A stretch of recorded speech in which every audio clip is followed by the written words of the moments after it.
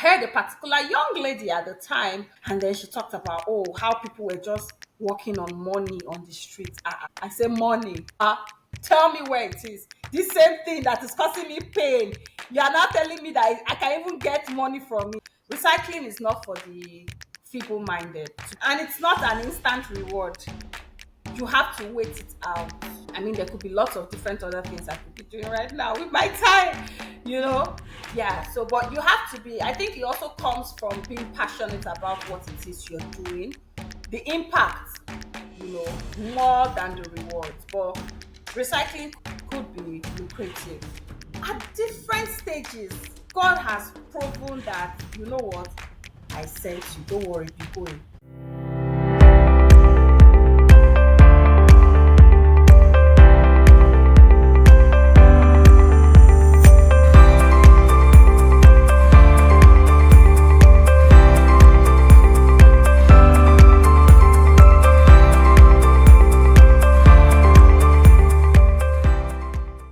Hello, everyone, and a very happy new year to you again. So, today I thought to myself that it would be great to um, have a series where we talk about businesses that people can easily start because it's the new year. I know most people have new year resolutions. Everybody's trying to think of how to start a side hustle or do something to increase their lot, considering all that is going on in Nigeria. So I decided to bring someone very special on the show today who is an expert in recycling. Recycling, I'm assuming, is something that anybody can start, depending on how big or small you want to start. But I'm going to leave it to the experts to tell me. So, without further ado, let me pause to introduce my guest for today, Mariam Lawani, who is the founder and CEO of Greenhill Recycling, a company based in Lagos, doing phenomenal work in recycling but improving the lives of the community that she serves. She's been interviewed by Al Jazeera, by CNN, by Business Day. So she's an expert and very able to give us the lowdown on what it is that we need to know about recycling and how to start. So, Miriam, nice to have you on the show today. Thank you, Bumi.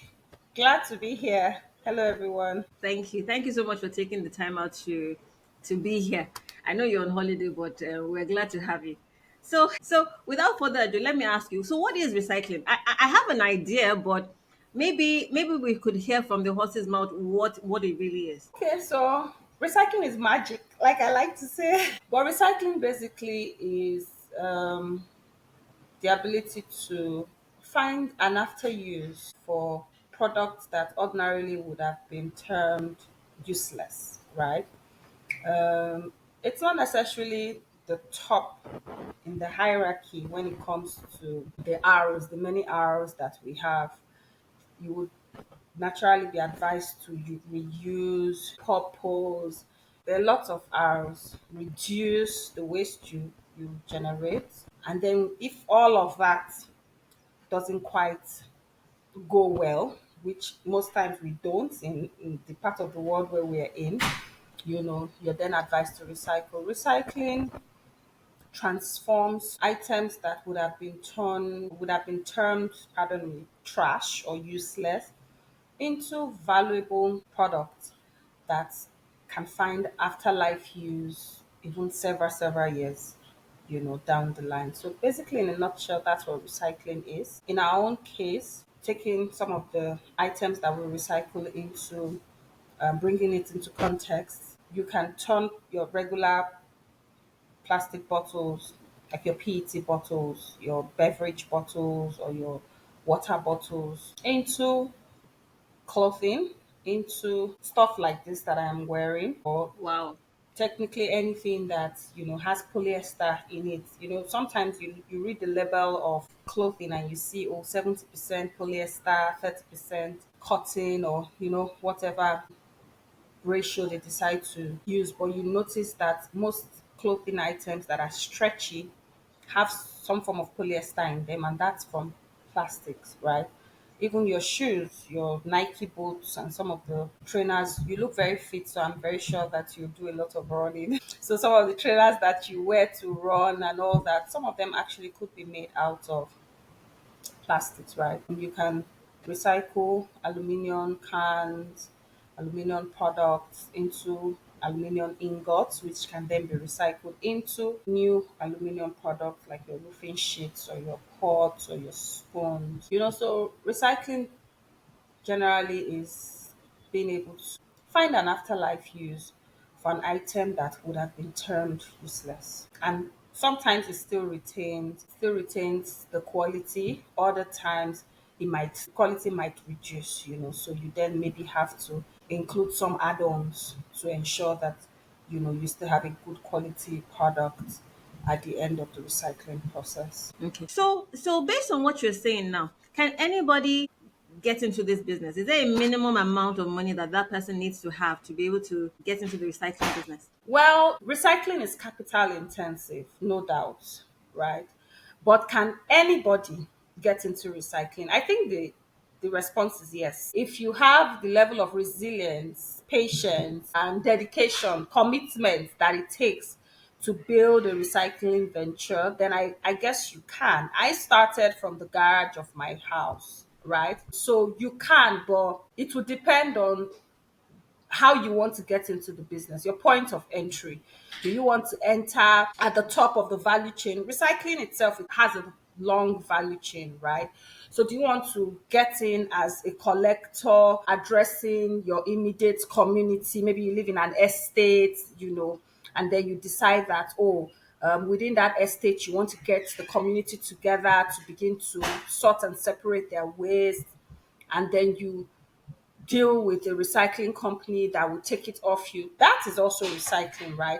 So it would depend on the scale at which you want to play. But if you then want to go up the value chain, now become an aggregator, that you would require machinery, logistics isn't funny right now, require vehicles for pickups, for drop offs, those sort of things. Then of course requires staff, manpower, then you have to now start. You can't play small at that point, really, to be honest. So it will depend largely on how you want to engage. But you can literally start recycling from your home. It actually begins with us, right? It's simply an attitudinal thing. If we can change our mindset or our perception towards it, we can actually begin it from our homes, and then we can introduce it to other people. Yeah. Okay. But as a So maybe we should. business, Okay. there's a certain level of commitment and financial, both physical and financial commitments that you have to make to get in. Yeah. Okay. So maybe we should go back to how you started. Maybe you can explain to us your own journey, because explaining your own journey will give someone that's trying to start an idea of the process, how you, because I'm assuming you're an aggregator now, but you didn't start as an aggregator. So walk us through your own journey and how you got to where you are now. Yeah, I would call myself on the value chain. I would say I'm a pre-processor actually, because we've sort of moved ahead from the aggregator phase. Some aggregators collect from other collectors and still sell in the form that they collect, right? There's no value addition. There isn't any change, to the material that they collect. They collect as and sell as collected, right? But I would say that we've moved up to being a preprocessor. So we're a level below the final end user, right? At the value chain right now. But of course, we will not be staying here for too long by God's grace.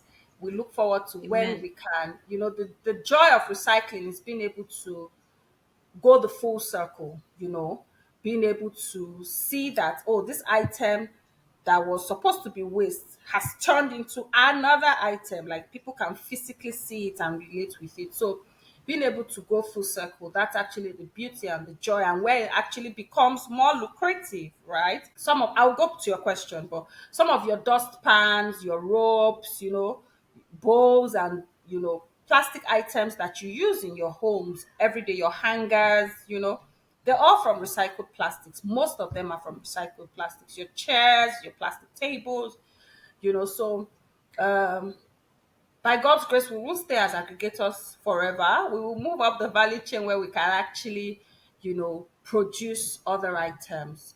So my journey. Okay, the journey started in 2016 unofficially. Before then, like in 2015, I was still trying to get information. It actually started out of curiosity, right? Curiosity mixed with pain, right? So it was a personal pain. I used to work 9 to 5. I had a pretty decent job in a British organization, and I was earning good money. I was comfortable. So it wasn't like, there's You this were myth suffering. about people who do recycling are struggling, are suffering, or Isakba that drove them to, or the lack of anything else to do. It's Yeah. totally wrong. That myth is absolutely flawed. So I had a decent, very decent job, and I was actually moving up the ranks where I was working at the time. But as it still happens in certain parts of Lagos, which is why we even need more people to come into the business.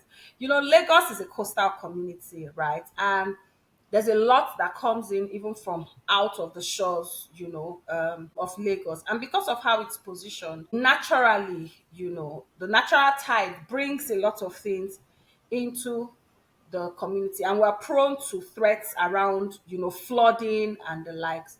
So it was that flooding that used to happen on my street. Like, it's terrible. It's almost like something just opens up their mouth and unleashes onto the street. You would see water gushing out from, drainages that had not been desilted for God knows how long, and then not been maintained, not properly used, people throwing things even into the drainages, and you can't cheat nature, right? So when the rains come, they pour, and then we all suffer the consequences. And you just got a job, you're trying to get to work, to put all your, present everything as prim and proper as you can, get to work on time.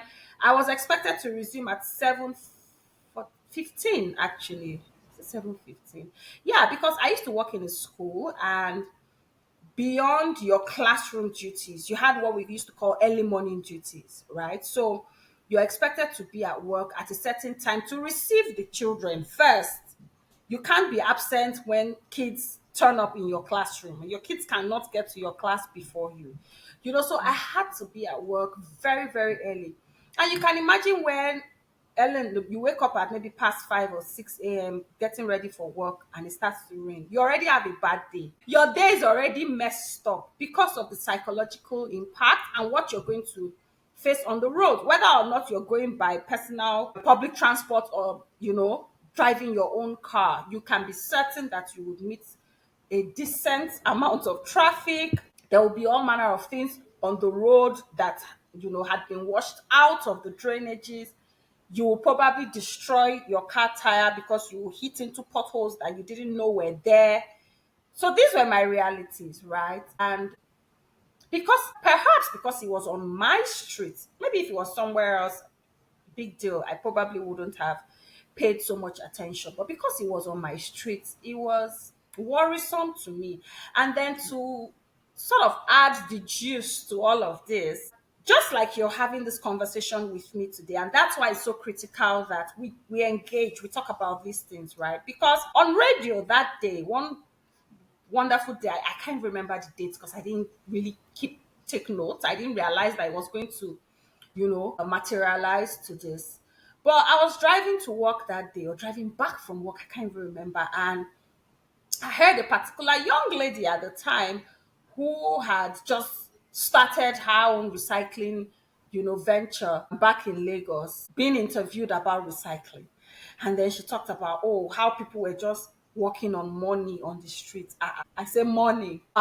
Tell me where it is. This same thing that is causing me pain. You are not telling me that I can even get money from it. That's all I needed. That was all the motivation I needed. And so it grew from pain to being curious, right? And I actually wanted to, put to what's the word now? To confirm that what she had said was correct. So I just got into research, and lo and behold, at the time 2016, when you Google recycling companies in Lagos or even in Nigeria, how many names will pop up? It wasn't a big deal at the time. And even though there were players at that time, it was very quiet, it was very silent. It wasn't formal, there wasn't also a formal structure to recycling at the time. So I got inquisitive, and the more I researched, I was like, interesting. Oh, are you serious? And today they say the rest is history. I mean, I remember then we had this garage, and I remember then we would go all the way to some very big hotels because I needed to start right at anyhow. At the time, all I could afford were two bins, two 120-liter bins, those roller bins. And I remember dropping one just at the beginning of my street, right in front of where that drainage comes, um, empties into. It's still there till date. It's a Oh, gym. It's a gym, and they have a hall. It's like an event center ish kind of gym, kind of. They have a lot going on in the facility. So I remember actually donating the bin to them. I was like, you know what? Let me give you this bin. All you need to do is to just separate your plastics and your cartons and your cans. Just put it here. We'll come and pick it up. And then the other bin, I couldn't keep it anymore. Something was burning inside of me. So I got a friend from church. I still remember vividly, Dorcas. We went for one vigil, and I begged her, after vigil, follow me back home, okay? My church was in Ogun State. My house was in Lagos, yards apart. So she came home with me. We had slept, rested, had breakfast one Saturday morning, and we hit the streets. To be honest, that's how I started. I printed a flyer on one side, on both sides of the bin, and I just hit the streets, knocking from door to door and telling people, oh, I collect plastics, keep your plastics for me, I'll come and pick it up. I'll give them black nylon bags. And we grew from there to going all the way to hotels like grand event centers like Grandeur, some event centers in Ikeja, those large places, and they would say to us, oh, no problem, come on. Because people didn't think, plastic that we are paying to dispose, and you want it, take. So most people didn't think twice about it. Oh, okay, you're providing me even with a bag. I mean, you mentioned that, I'm on holiday here. You have to buy your recycling bags, and in different colors: your organic waste, your recyclables, and then your general waste. And you don't buy the bags, you don't sort properly, you don't get your waste would not be picked, or you would even be fined, right? But back, you're giving people bags and providing them with a place to store, and you're even coming to pick up. They didn't even think twice about it. Some of them would say, as long as you can be there as soon as the event is over, because we're going to sweep everything and throw it away. So if you know you can be there to pick up, then that's totally up to you. So at the time we started, we actually weren't incentivizing. People were willing to just give them off. But as awareness grew, education came, people then realized that there was some value attached to it, and people then demanded incentives. So that's really how the journey had evolved to where we are today. Yeah. okay. Interesting. So, as at today, now, um, could you mention the value chain so that people can know each value chain and where they can possibly plug themselves in, and which one is the most lucrative? Yeah, so you can either start as a collector. I think on that value chain, being a collector is like the basic. And a collector simply means, oh, you just collect plastics, right? Or you collect recyclables, not just plastics. You collect recyclable materials from people. You could either buy it off them, or they could just give it to you for free, right? If you notice, when you walk around Lagos, you see a lot of women, or Yeah. even men or stuff, people pushing a house. So you can either be a collector, or you can, and being there are actually levels to being collectors, right? There can be a micro collector, like a very very small scale. Maybe you do like 50 kg every day, or something like that. And you could have a larger collector who then collects from a couple of other collectors, right? And then you can either from there migrate to like an aggregator. So as an aggregator, of course, you're doing volumes in tonnage, in 5 tons, 10 tons, in large volumes. May not necessarily have any value add, like I mentioned earlier. So just in the same form that you collect them, you sell them off. You're just selling larger volumes. And then when you move to being what we will refer to as a pre-processor, you then must value add. So by value addition, I mean you're not necessarily changing the form of the recyclable, but you're making it now easier for the end user to process. So by taking off labels, taking off caps, sorting them by color, a collector, whether a micro or large scale or an aggregator, will not necessarily sort. They'll just pack everything like that, different color. As long as it's all plastics, let's go. As long as it's all aha. So by the time you're not taking off labels, taking off caps, and you have to involve labor, right? To do all that, and then you are now compressing. You're now using machinery either to compress or to shred into bits. So you're reducing the bulk, and then it means that you would now be shipping off larger volumes. Even at that point, you can actually export. So I know that people ask that, oh, can you earn foreign exchange from recycling? Oh yeah, as a preprocessor right now, I can decide to export my bills, right? So we have billing machines that after taking off the labels and the caps, the machine helps to compress these materials into very compact bulk, right? So we're not changing the form per se. It's still in the same plastics. When I say we're not changing the form, we've not changed it from a plastic bottle, for example, to a duvet or, a shoe or, to a totally different material. It's still plastics, but you've added value. So in that form, it can easily be infused into the final stage, the final processing stage, and it cuts down on, processing time, helps to be more efficient at that level, So those are actually the stages: collector, aggregator, and then you can be a processor, and then you can be a final end user or processor who then converts to a totally different material in most cases. Or you can actually change the plastics back into what we call RPET, right? RPET means recyclable PET, which is what most of these food and beverage organizations now have a mandate to do.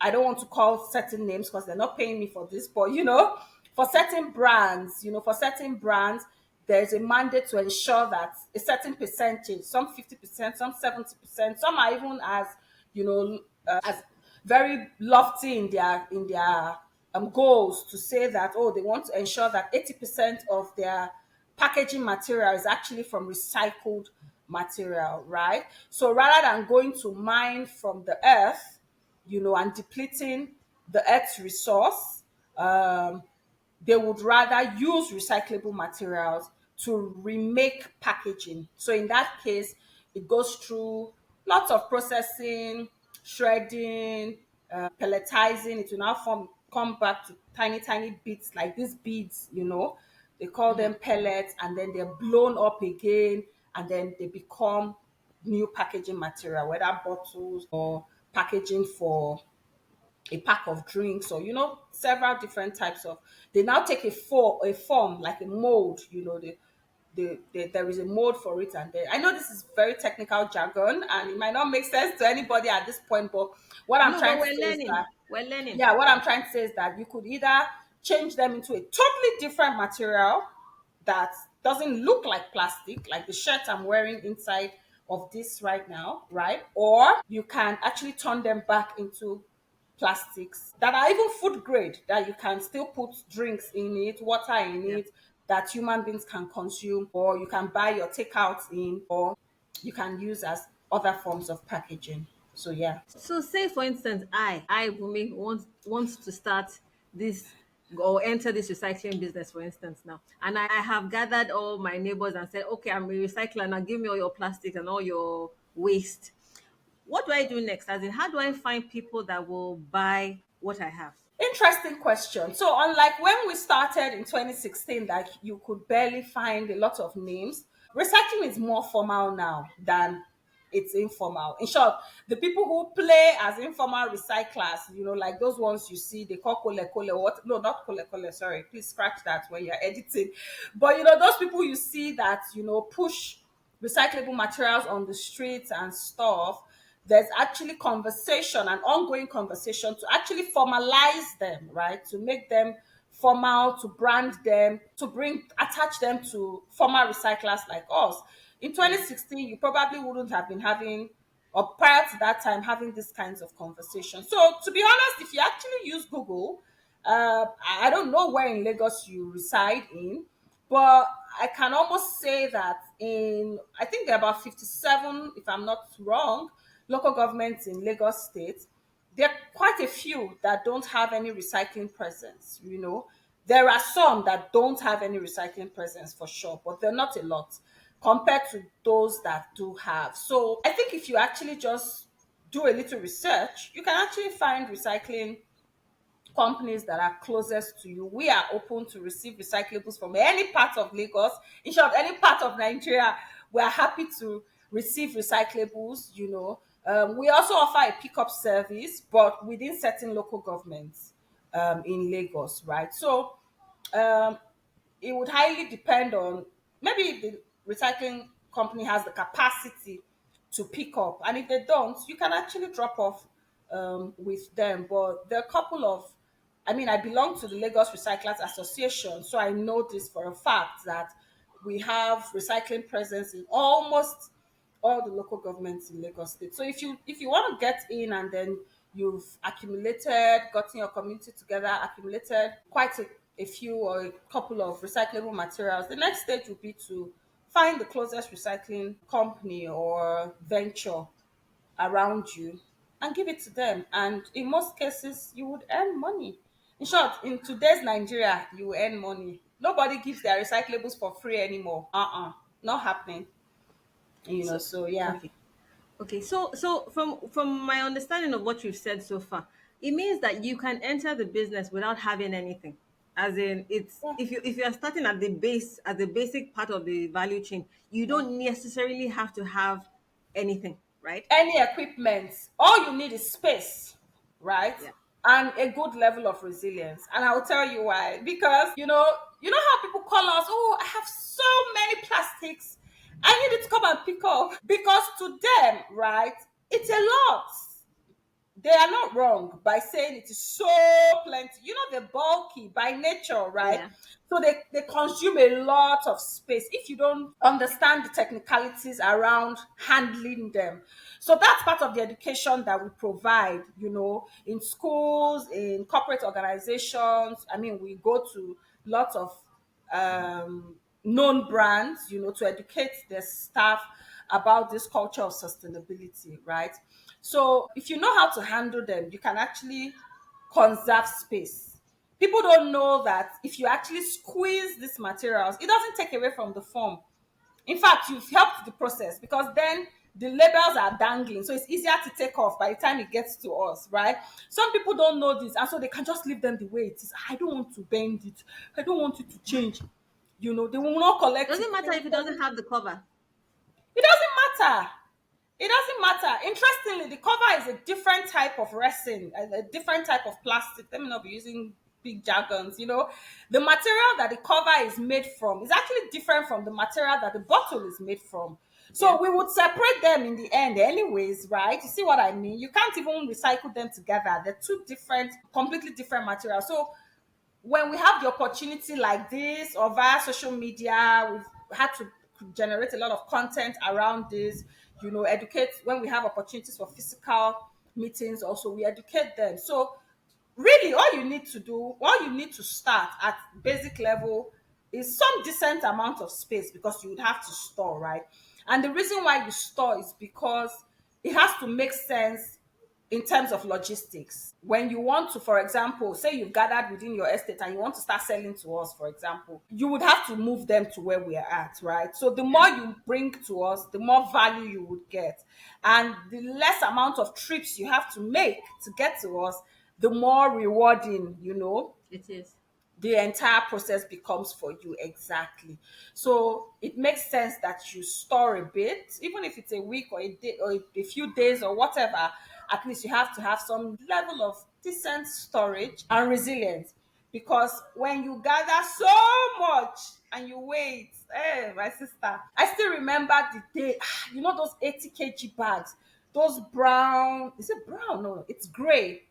The bags are like gray and black.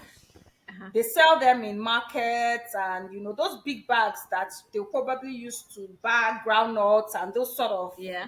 Aha. I remember when we started back then in 2016. This thing I'm telling you, my mother, my husband, everybody was involved. So we had gone to Grandeur Event Center somewhere in Ikeja, somewhere. And then we had gathered maybe like three, four, or five of those big sacks. We're so excited that, we've got that plastics. And then we got home. We had a hook then. Hooked onto the garage. You know, when you pull up the garage, Yeah. that's hook. So we weighed it. Sister, I don't think that thing was up to 10 kg. If you know the amount of fuel we burnt and the number of trips we went to Grandeur and back, and the number of people we involved, we literally brought everybody from my church youth department. We literally brought everybody from there to come and join us to sort the plastics, because at the time we couldn't afford any extra manpower. You see what I mean? So it takes a lot of resilience to know Yeah. that, okay, this is a journey. You would have to collect quite a bit for it to begin to make sense, because recyclables by nature are very lightweight, so resilience and space, and you're good to go. So I hope it's not too personal to ask. So because I know that some people listening will want to know, like, what kind of money, what kind of margins, what kind of profit can I make if I enter this business? Can you give an idea of what rewarding it is? Oh, recycling is rewarding, apart from the fact that you find fulfillment in doing God's work. I say I do God's work I because agree with even you. God said we should go into the earth, and keep it and tend it for him, right? So apart from that blessing you get from doing God's mandate, right? And then how it benefits the earth, it's also very financially rewarding, to be honest. It's just um the bigger you play, the more money you get. That's just it. You could make, let's say, margins between 50, sometimes even 100, before all of this madness started, where Yeah. you now have to buy fuel at ridiculous rates, or you had to, everything just went Went haywire. up. Yeah. You now have to even naturally increase the salaries of your staff, because their monies are no longer enough to cater to their needs, right? you Yeah. know Before all of that, you could even as a collector, you could do 2x, right? Say you get recyclables for free. Let's just use an analogy. For example, you get recyclables for free. Yes, there's sweat equity, because it would cost you to go pick them up, and then probably cost you to drop them off. But if you get recyclables for free and sell it at maybe 100 naira per kilogram, and you take out your cost of logistics, how much was it to use a keke, for example, then to move things Yeah. from one place to another, you could literally make times two. Today, a kilogram of plastics without any value added goes for between 300 and 400 naira per kilogram. When we started, it was like 40 naira. No Wow. jokes. Yes, 40 naira value add. Oh, I'm not even saying the way it is, Mm-hmm. right? And Is then we that used to is that either how get it much for free. is that how much you pay or how much you get? That 400, 300 to 400. That's how much I pay. If you deliver Wow. to my facility today, 1 kilogram, I'll pay you 400 naira, Wow. right?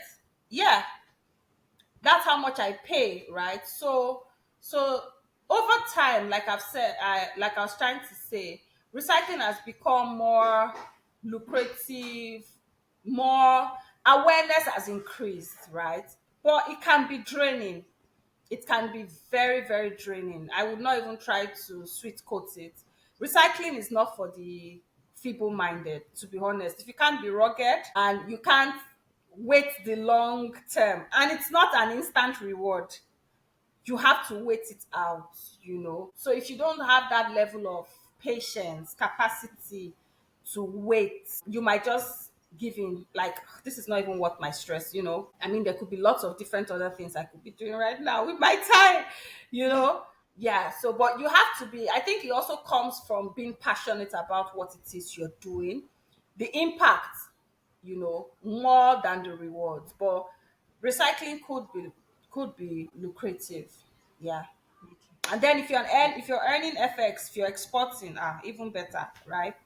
So if you then have the capacity to build to that point where you can earn FX for it, yeah, you're going to say something. Okay, I was going to say my listeners, their ears will be tingling at the thought of earning FX. So, at what point of the value chain can you export? In what form must the plastic be to be able to export it?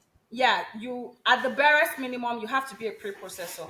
Yeah, at the barest minimum you have to be a pre-processor, because clearly you can't export in the form that it is, right?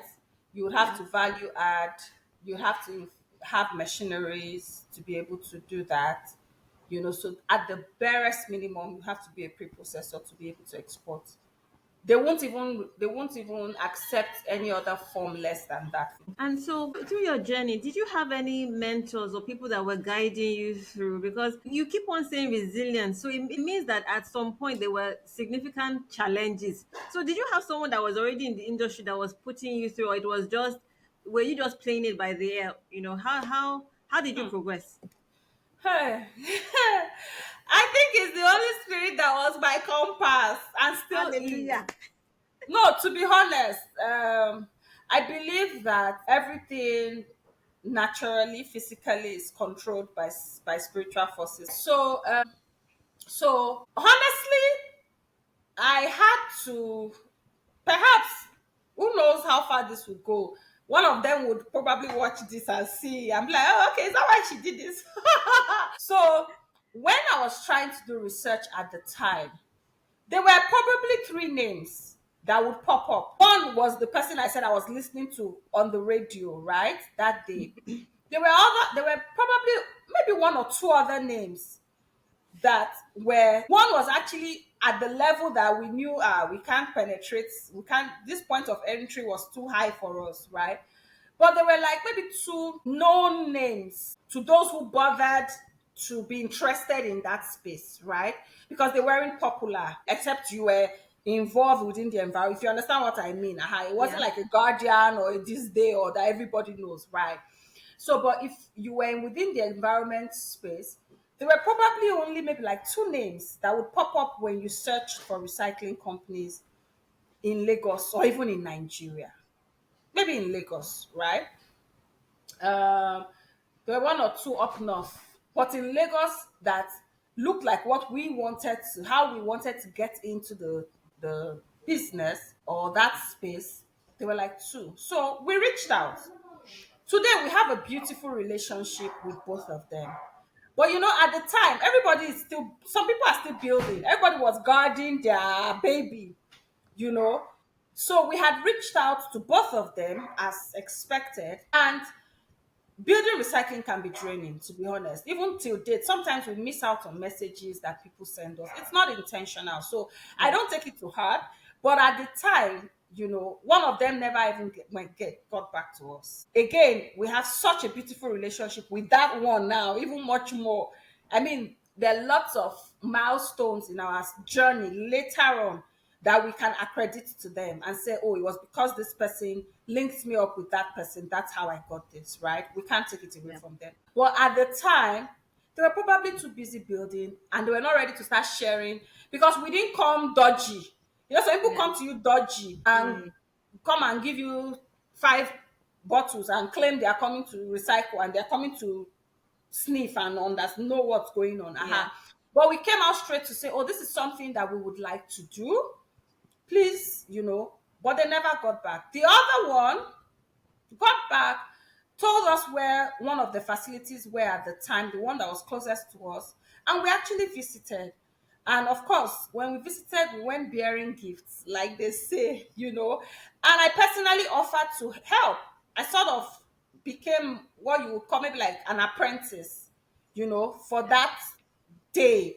They were getting ready for an event, and I was like, oh, okay. So I was helping them fold flyers, prepare.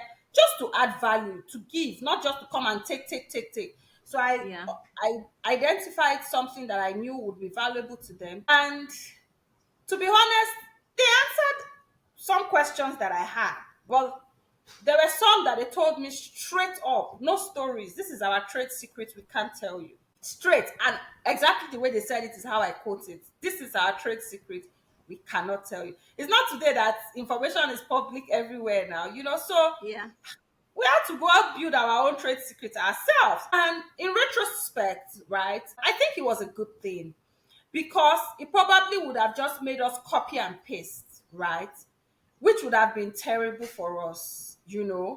Because if you copy and paste anything, it will get to a point where you either have to justify that or you then have to continue and then you're stuck.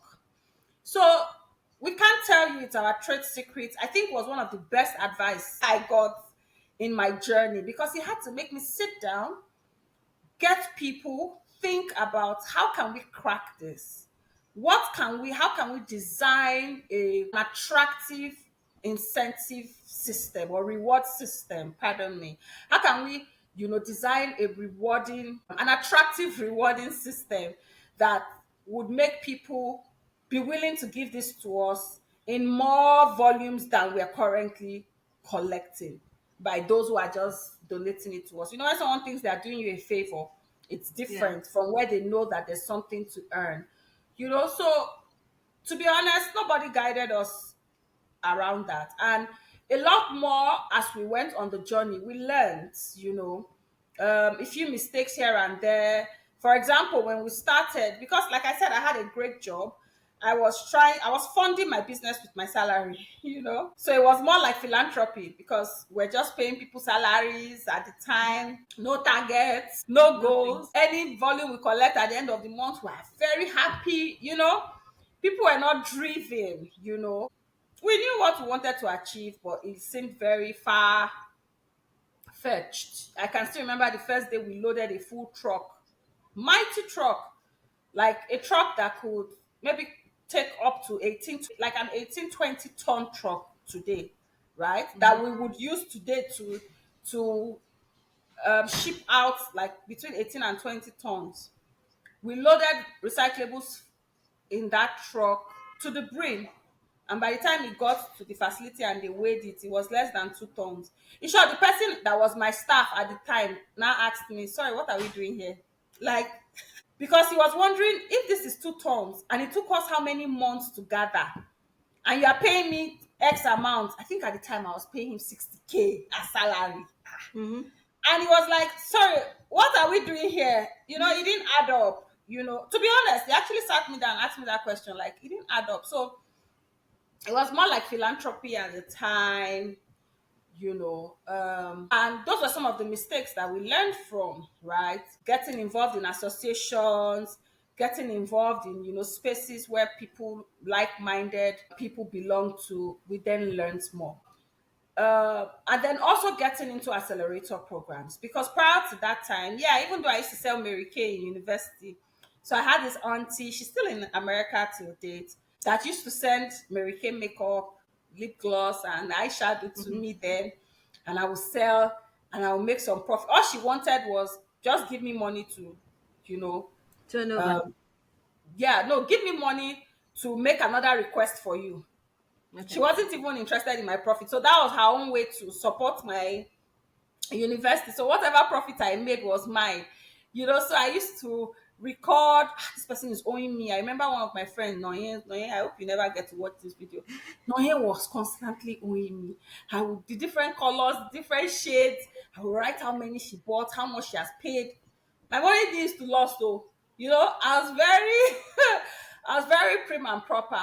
But I mean that's not business. It was just trading, buying and selling. So getting into fellowships like the Orange Corners Incubation Fund and actually becoming a faith member of the faith family and other similar incubation programs that we got into, and then even getting an MBA.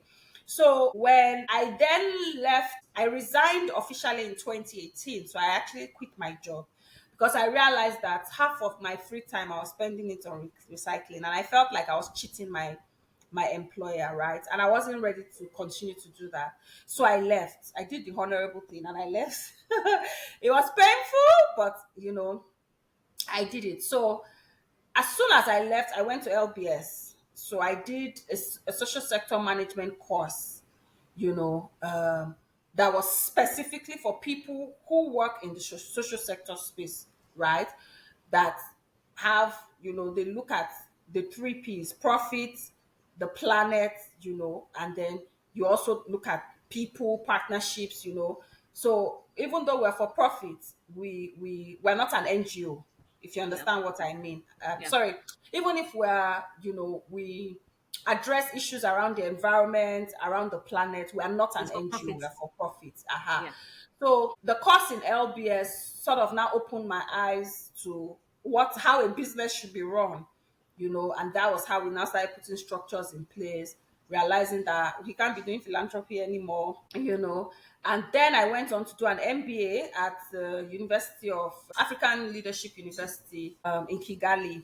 So I went on to do an MBA at ALU, and then I got into Orange Corners. So all of those courses were, you know, to prepare me. Orange Corners now drilled down, brought it home. You then get in the same space with similar entrepreneurs that were either at the same, point in the journey.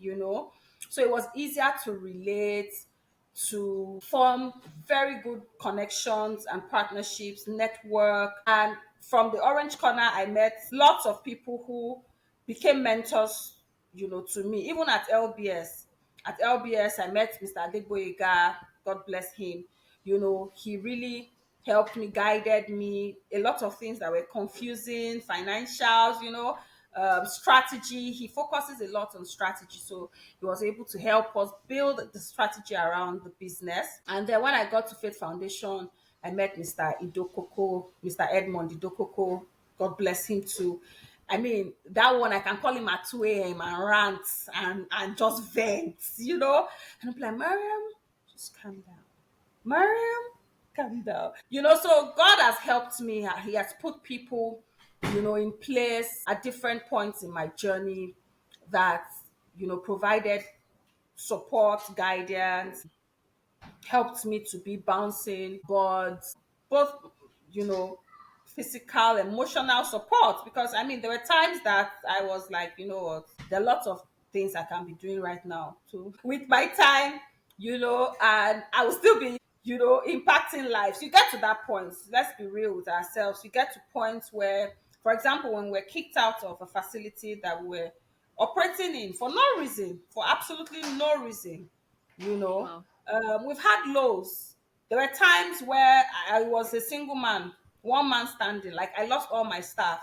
When it was COVID, Yeah. plastics were rumored to be vectors of the virus. Remember, at some point during COVID, people felt COVID. that, Yeah. oh, plastics were, especially when they're not sterilized, so Mm-hmm. everybody ran. I had more than 12 women sorting for me at the time. Everybody left. So I've had Wow. to build Greenhill from ground up twice, at least twice. Actually, we can say three times, but at least twice. And at those points, those are lows that you feel like, "Oh, what am I? What? I mean, I get fulfillment from the lives and the families that we are able to impact, you see. And to be honest, so many times that I got back, it was actually because of those people. So you see them and you're like, no, I can't just. What do you explain to them? I remember during COVID, then they will call me, Madam, you no good though. When will they start work now? Madam, you no good though. And I'm like, you think I don't want to work? When we're asked out of that facility for no reasons, my daughters kept calling because they didn't understand why they just stopped them from working. They didn't understand that there were bigger powers at play. So these are some of the challenges when you have, inconsistent policies or political self will that just messes up businesses, if you understand what I mean. Because Yeah. it was not, we had no, there was absolutely no reason. We didn't do anything wrong. It was just two elephants fighting and we had to be in the middle of it. That's the summary. And it messes up somebody's entire several years of building. For some of them, they lost their jobs. By the time they sorted their issues and insisted that we must move out of the facility, we left and we didn't get those people back. So these are some of the issues. So at those lows, I didn't have anybody in the space that was pushing me. It was the Holy Mm. Spirit. And then these other people from all these other communities that I belong to that provided mentorship to us. Yeah, through the Cherry Blair Foundation as well. We had mentor from Germany. Yeah, yeah, he's still a friend till date, but he couldn't relate because the way they do it back in Germany It's is different. is like you are paying people to collect their waste. You know, he couldn't relate, so he was a good mentor. I mean, we had calls, regular calls. It was part of the program. You had to have a mentor attached. You had to have several regular calls with him. So he would just give me one assignment, go and carve your vision and mission and whatever. But when it comes to the operations of the business, he couldn't relate because the policies and how they do things when it comes to waste management was totally, totally different from ours. So beyond him and some of the people I met at LBS, and then the mentor that was attached to me at Faith Foundation, who is still a very dear friend till today.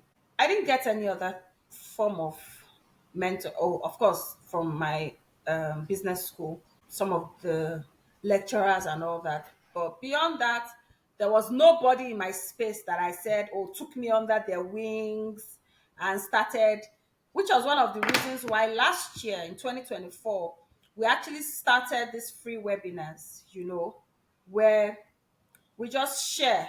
So I started bringing on, you know, recyclers like myself, some who were a little bit established, some of the people we had reached out to initially that, didn't have our time, some that had gone ahead of us, some that were, different people who hold, pardon me, offices maybe across the country, you know. So Yeah. we've had a couple of guests on that show where we just share freely, so that people who are coming into the space don't necessarily have to make the same mistakes that we made. So yeah, it's a long response, but I hope it answers most of your questions. It did, and it did much more. So, from all that you said, I think that it helps to be profit minded, but also in being profit minded, to have the community that you are vested in mind, as in to start a business, not just for the profit, but for how you can help the people and the community around you. So, I wanted to ask you, would you say being a social entrepreneur also helps you attract funding more than you would if you were if there was no social element attached to your business? To be honest, I wouldn't say that. Funders are specific in the businesses or the ventures that they want to fund. There are certain funders that would never look in the direction of a social entrepreneur, right? So it doesn't necessarily increase your chances of attracting funding or not. You just have to be you have to position yourself and be able to show the impact that you're creating to become attractive to the funders that are interested in what you do. You see what I mean? There's certain funders that are strictly for profit. They're not interested in whether you're changing lives or impacting lives, right? So if you don't position yourself to be attractive to those kinds of funders, if you are a fool for profit, then you don't get funding, right? So it doesn't necessarily increase or reduce your chances. It just means that you have the right information about the kinds of funders that are interested in your venture, if it's a social impact or if it's a full NGO. The people who run full NGOs, they don't Yeah. declare any profits or anything, yet they get a lot of funding, right? So it will depend largely on the funder. It doesn't necessarily increase or reduce your chances. But yeah, I think more and more organizations are beginning to look at that human aspect What's the point of a business if it doesn't impact lives, if it doesn't change and transform lives, right? So I think organizations are beginning to look at that and would want to see the impact of your business beyond, sometimes even much more than the profit. Some would say yes, even if you're a social impact, you have to show how you would make money. So Yeah. when they give you this funding, for example, and the funding, you know, goes into whatever project or whatever use it was meant for, how do you then stay sustainable afterwards, right? So if you can't show that sustainability element, even in your proposals, some people would not look in your direction. So there has to be a balance. Yes, you're creating impact, but how do you stay profitable? How do you stay sustainable years after? That even positions you to even attract more funding, right? So yeah. Okay. Then I'm sure there's some people that are really inspired by your story and they're wondering to themselves, do I when is the right time for me to quit my business, my day job? See, they have a side hustle, but they're working as well. But you after 2 years decided that this is what I want to do full time and left paid employment. So at what point did you know that it was okay to leave? Actually, it wasn't 2 years old. I taught for 9 years, almost a Oh, okay. decade. I made a mistake. Okay. Yeah. So I worked for over 9 years, almost 10 years, right? Okay. And that was the only um formal experience that I had. I served there, I was retained, and I grew up the ranks, right? So I left in 2018. I got into that organization in 2009. 2009. I knew it was time to leave because I heard, again, you can decide to edit this, but I I heard would. clearly, right? Leave now. Because the circumstances in my family at the time did not even make sense that I should leave my paid employment. No stories. Like, it didn't make sense. If you know what I'm trying to say, right? Yeah, The yeah. right. So it wasn't like I left because we were so comfortable and we could sort out all our bills and we had extra savings somewhere saved up, and even if we were not making profit for 6 years or 3 years, we'll be all right. No, it wasn't any of that.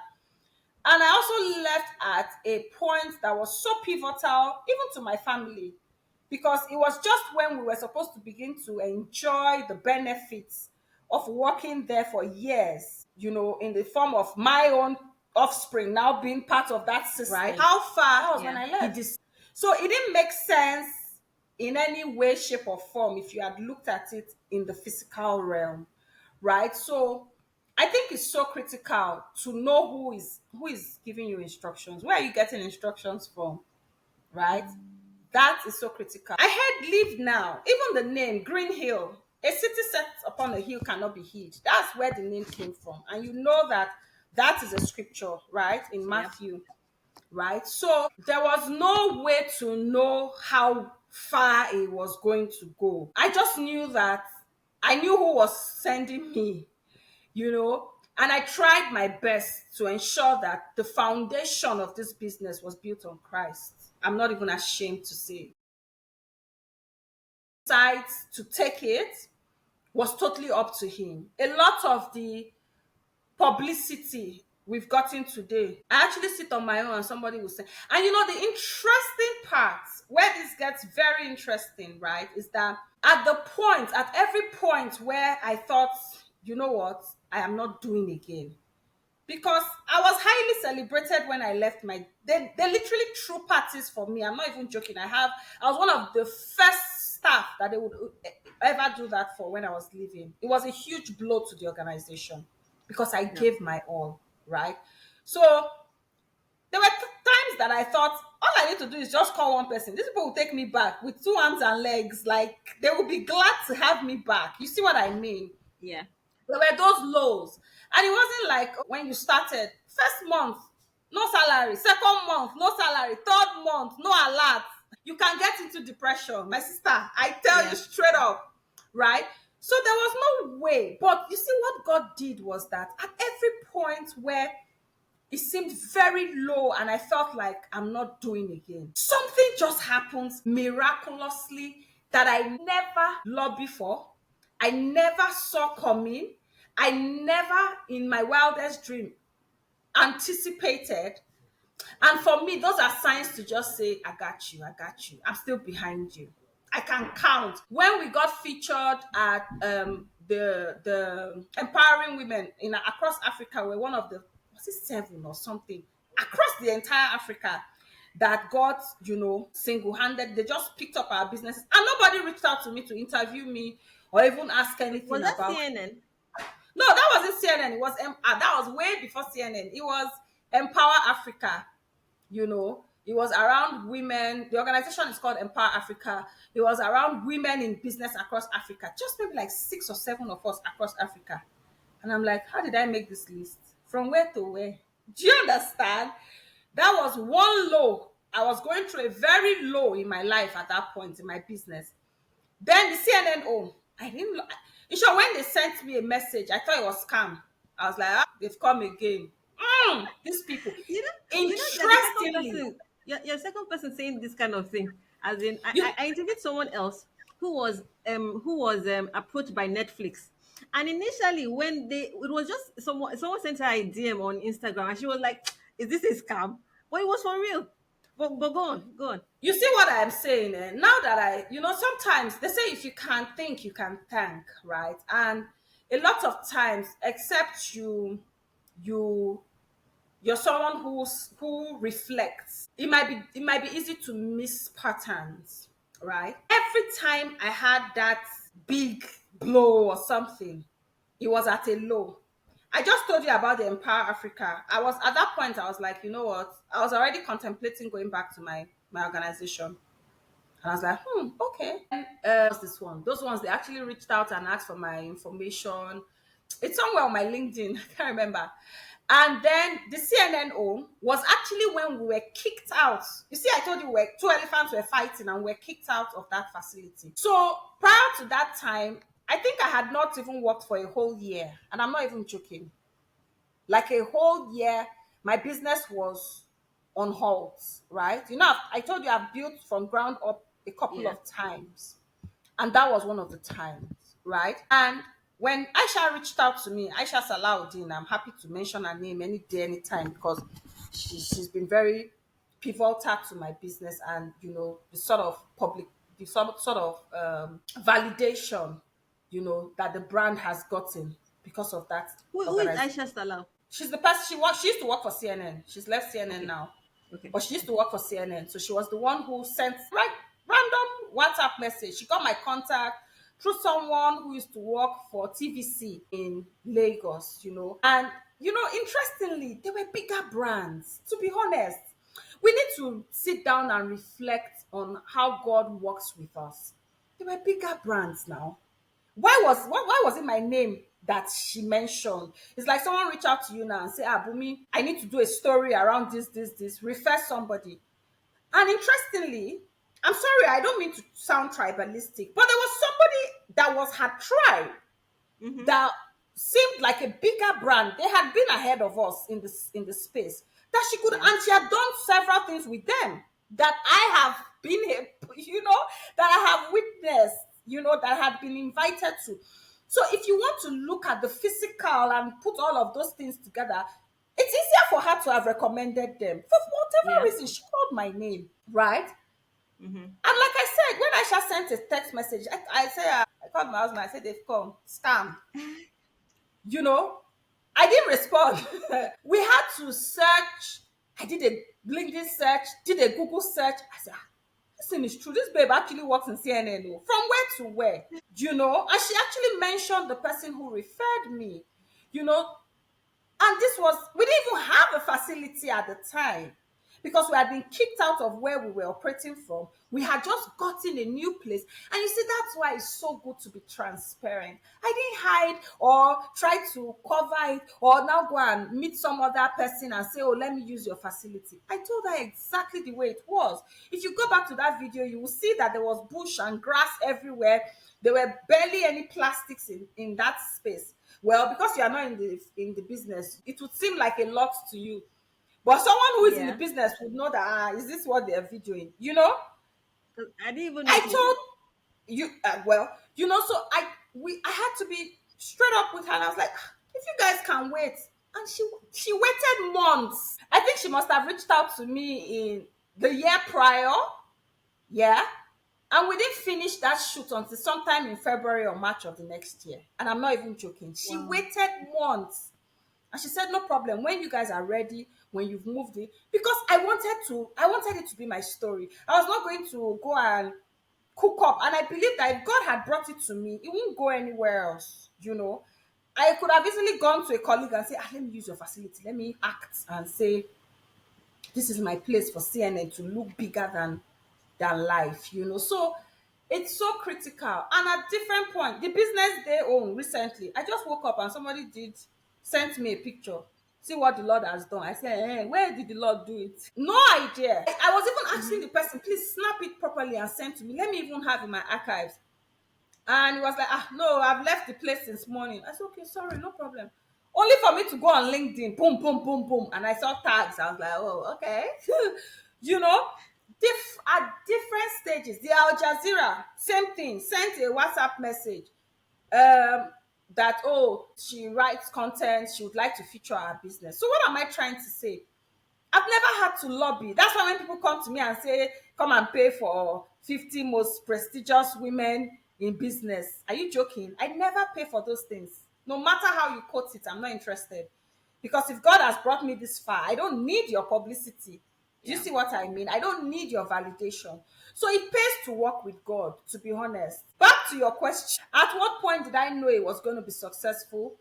At the point that I knew that God was the one who was sending me, right? He can't send you for you to fail, right? And at every stage that He sent you does not mean that you would not encounter challenges, but you know Yeah. who is backing you up. And He always makes a way of escape. Always, always. So when we send ourselves, we fund it ourselves. We, when I got into Faith Foundation, okay, in short, let me rewind. When I got into LBS, I did SSM on a scholarship, right? I barely paid for SSM, right? There was a scholarship opportunity. I can't remember if it was 100% now or maybe something, even if it wasn't 100, maybe like 95%. Mm-hmm. And you know, when you go to school at LBS, they feed you. You don't even want to go home, right? I was the last set.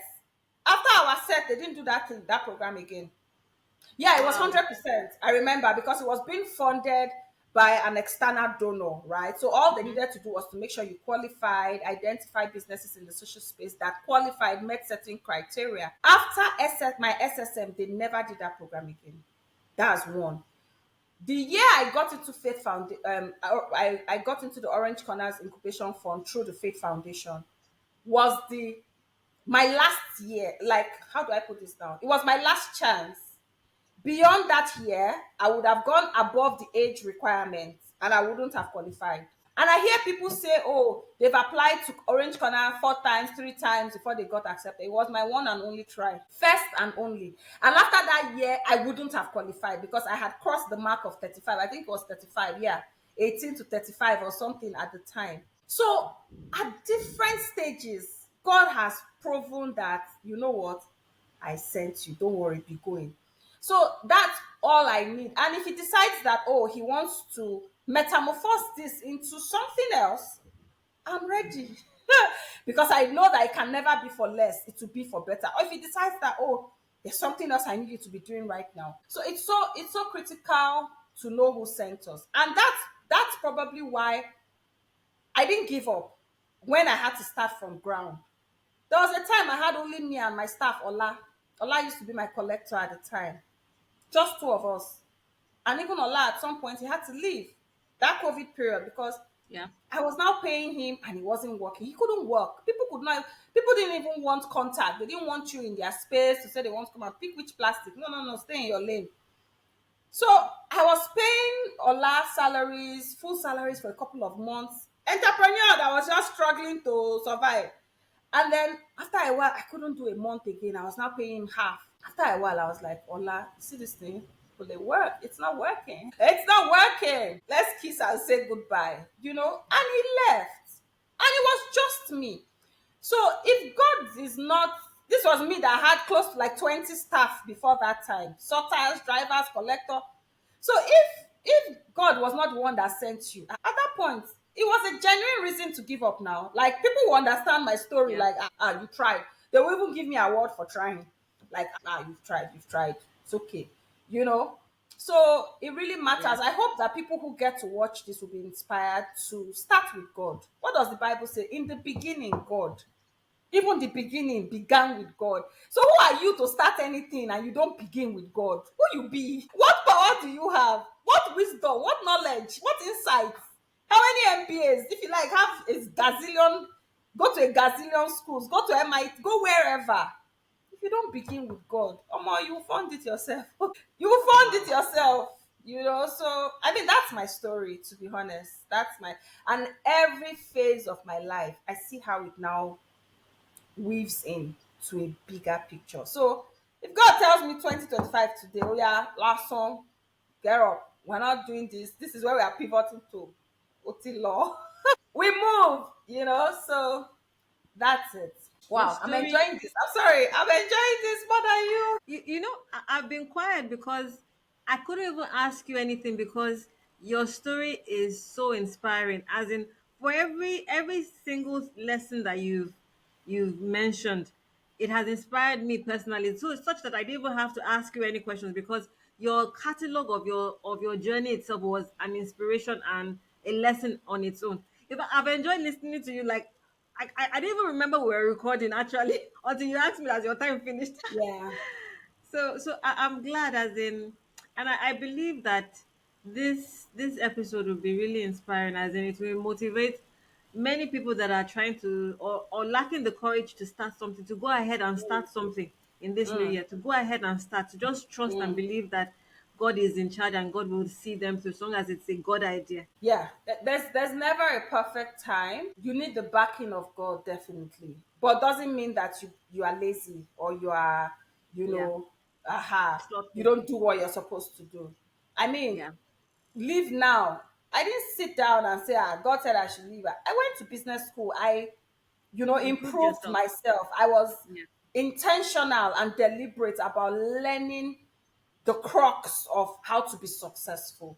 He blesses the works of our hands. But what is in your hand that you present to him? You can't fold your hand and sit down and not make any effort to add value to yourself, to improve yourself, to make yourself attractive, to speak with authority, to understand the nitty gritty of your business. I mean, you see people come and apply for roles today and they just copy stuff from somewhere and come and write.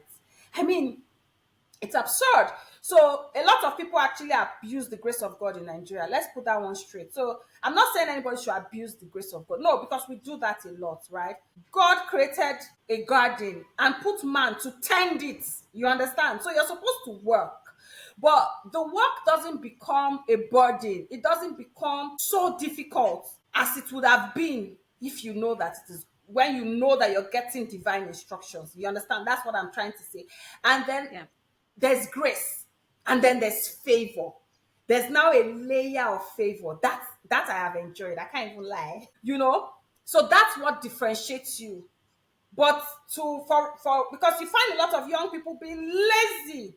Like, you see people now say, no, I can't do recycling. It's a dirty business. I don't look dirty, and I will never look dirty.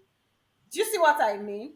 Right? Some people don't want to put their hands to work and they just believe that something will fall from above. So I'm not in that school of thought at all. I don't want people to misconstrue the fact that I say God said, because God said the name, everything about the business. At every point, He will tell you this, do that. And then it even means that there's so much more work from you to ensure that you're constantly hearing, yeah. right? I've had times where I went left and I knew what I faced. When you feel like, you know it, you want to sort it yourself, and you sort it yourself, right? So, but that is not an opportunity for us to now be lazy. People want quick wins these days. They don't want to put in any effort. You see a lot of young people. They want to earn 200K, 2K. What do you have to give? You remember when I went to that person that was ahead of me in the space, I went to fold flyers because I knew what I was looking to get. People don't want to volunteer. People don't want to do anything, they don't want to add value, but they want money. So I hope that this part actually also, as the story is inspiring, it also makes very vocal the purpose of hard work. You know, you Yeah. can't just not do anything, or you're not adding value. They ask you questions, you can't even communicate correctly. You've not even bothered to know. Some people apply to jobs, they don't even know the company. Like, what do we do? They can't tell you what the company does, and they want to work there. As little as going to do a simple research, right? So, I'm not saying take the grace of God for granted, put in the work, but if He sends you, He will fund it. God cannot mismanage your life. Wow. On that note, I want to say a big thank you. You have been more than inspiring. In fact, I need to go and listen to this interview again myself. So thank you, Thank you, Miriam. Bumi. Thank you so much for being a guest on the I'm show today. so glad we finally did this. I was Yes, beginning to yes. feel guilt. And I mean, you see, everything works together for good. Now it's such a perfect timing, Yeah, at the beginning of the year. So I'm so glad yeah. that I finally honored this invitation. And I thoroughly enjoyed it, to be honest. Me too.